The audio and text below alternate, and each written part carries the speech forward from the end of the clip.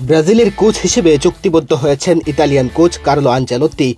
জাতীয় দলের বিবেচনায় ফুটবল ইতিহাসের সর্বোচ্চ বেতনে যুক্ত হওয়া এই খবরটি সাম্প্রতিক সময়ে ফুটবলের সবচেয়ে বড় আলোচিত খবর। ক্লাব ফুটবলে সম্ভাব্য সব শিরোপা জেতা এই ইতালিয়ান দায়িত্ব নিচ্ছেন এমন এক দেশের যারা সচরাচর বিদেশি কোচ নিয়োগ দেয় না। প্রচলিত ধারা ভেঙে সিবিএফ আনচেলত্তিকে শুধু দায়িত্বই দিচ্ছে না, আর্থিকভাবে অন্য সব কোচদের থেকে বেশি সুযোগ সুবিধা দিতে যাচ্ছে।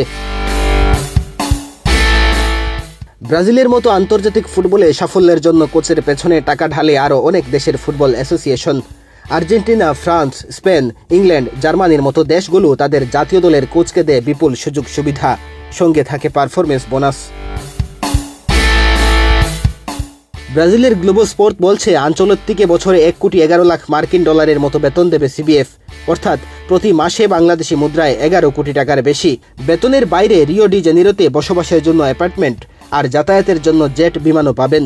আনচেলত্তির পেছনে ব্রাজিলের এত টাকা খরচের একটাই কারণ, 2 দশক ধরে না জেতা বিশ্বকাপ এনে দেওয়া। 2026 সালে সেটা এনে দিতে পারলে পারফরমেন্স বোনাস হিসেবে পাবেন 56 লাখ মার্কিন ডলার। ব্রাজিলের চাকরিতে ব্যক্তিগতভাবে 65 বছর বয়সী আনচেলত্তির ব্যস্ততা কমবে, তবে ম্যাচ কেন্দ্রিক এই ব্যস্ততা কমে এলেও আনচেলত্তিকে সামলাতে হবে একটা গোটা দেশের প্রত্যাশার চাপ, যে দেশে ফুটবলটাই ধ্যান-জ্ঞান। আর পুরো দেশের প্রত্যাশার চাপ, দীর্ঘমেয়াদে শিরোপা খরা সহ নানা কারণে এমন উচ্চ বেতনে কোচ নিয়োগ দিল সিবিএফ। ব্রাজিলের চেয়ে বেশি সময় ধরে আন্তর্জাতিক ফুটবলে ট্রফি নেই ইংল্যান্ডের। ইয়াহু স্পোর্টসের তথ্য বলছে ইংল্যান্ড ফুটবল অ্যাসোসিয়েশন থমাস তুখেলকে বছরে 67 লাখ মার্কিন ডলার বেতন দিচ্ছে, যা বাংলাদেশি মুদ্রায় প্রায় 81 কোটি টাকা। 1966 সালের পর বিশ্বকাপ না জেতা ইংল্যান্ড তুখেলের সঙ্গে চুক্তি করেছে 2026 সাল পর্যন্ত। বিশ্বকাপ ট্রফি জেতার চাপের দিক থেকে ইংল্যান্ডের ধারে কাছেও নেই যুক্তরাষ্ট্র, তবে উত্তর আমেরিকার দেশটি তাদের কোচকে দিচ্ছে ইংল্যান্ডের কাছাকাছি বেতনই। ইএসপিএনের খবর অনুসারে যুক্তরাষ্ট্রের কোচ মরিসিও পোচেত্তিনো 60 লাখ মার্কিন ডলার বেতন পেয়ে থাকেন।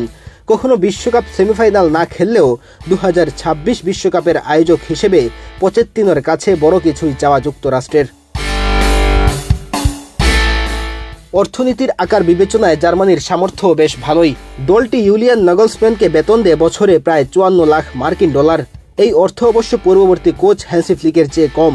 বর্তমান বার্সেলোনা কোচ জার্মানি জাতীয় দলে থাকতে প্রায় 73 লাখ ডলার পেতেন। আন্তর্জাতিক ফুটবল কোচদের বেতনের তালিকায় শীর্ষ 5-এ আছে পর্তুগাল। ক্রিস্টিয়ানো রোনালদোর দেশটি তাদের প্রধান কোচ রবার্তো মার্তিনেজকে দেয় 45 লাখ মার্কিন ডলার। এ তুলনায় ফ্রান্সের দিদিয়ের দেশমের বেতন কমই মনে হতে পারে। 2018 বিশ্বকাপের চ্যাম্পিয়ন আর 2022 বিশ্বকাপে রানার্স আপ করানো এই ফরাসি কোচ 2024 সালে 41 লাখ মার্কিন ডলার বেতন পেতেন বলে জানিয়েছিল বেইন স্পোর্টস। তবে গত 5 বছরের পারফরমেন্স বিবেচনায় সবচেয়ে সফল যিনি, সেই লিওনেল স্কলোনির বেতন 30 লাখের কম। লাতিন আমেরিকা ভিত্তিক বহুজাতিক ক্রীড়া সংবাদ মাধ্যম বলাই ভিআইপির প্রতিবেদন অনুসারে 2022 বিশ্বকাপ এবং 2021 ও 24 কোপা আমেরিকা জয়ী আর্জেন্টাইন কোচ বছরে পান 26 লাখ মার্কিন ডলার। তবে এক্ষেত্রে আর্জেন্টিনা জাতীয় দলে যুক্ত হওয়ার আগে কোচিংয়ের অভিজ্ঞতার অভাব এবং আর্জেন্টিনার অর্থনৈতিক অবস্থারও ভূমিকা থাকতে পারে। মেহেদী হাসান তালহা, বাংলাদেশ প্রতিদিন।